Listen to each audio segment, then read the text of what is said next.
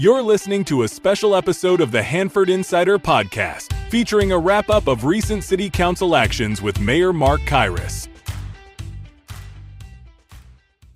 Hi, Hanford. I'm Mayor Mark Kairis, and I'm here to deliver this week's Council recap. Let's take a look at some highlights from our April 7th City Council meeting. In the study session, the Hanford Police Department presented their 2025 annual report. You can view the full report on our website at www.hanfordca.gov/police. But what might be most important here to share is in just about every crime category, the numbers are down from the previous year.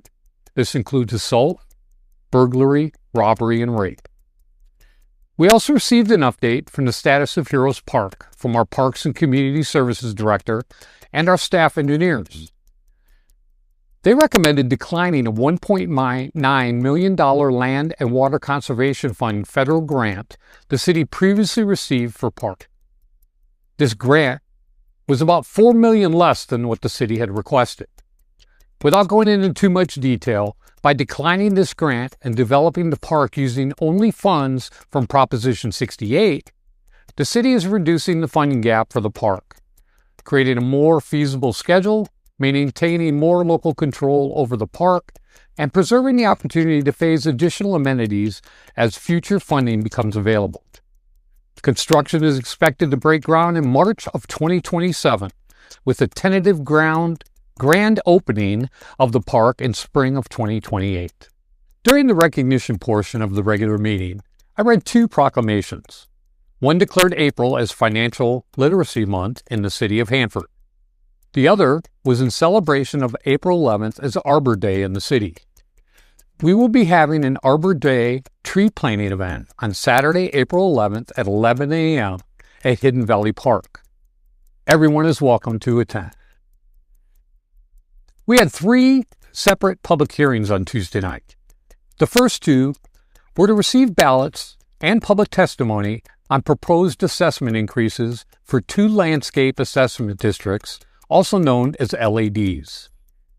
After a comprehensive education and information effort by city staff, which included on-site community meetings, residents of Quail Run, Estates, and Cielo and Tierra voted against raising their assessments amounts to properly maintain the shared spaces in their neighborhoods.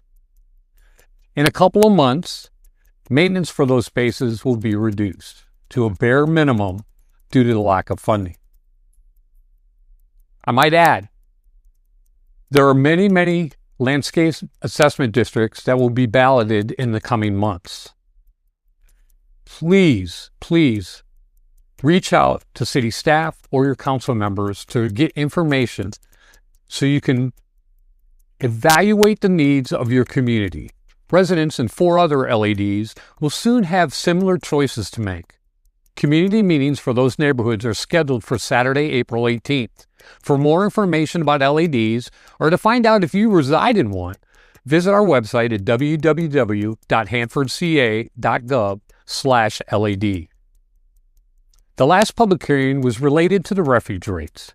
After protests were counted, it was determined the proposed rate increase will be implemented effective May 1st and will continue over the next 5 years. This decision was not made lightly, but it was one that was necessary in order for the city to continue to provide the service at a level you expect.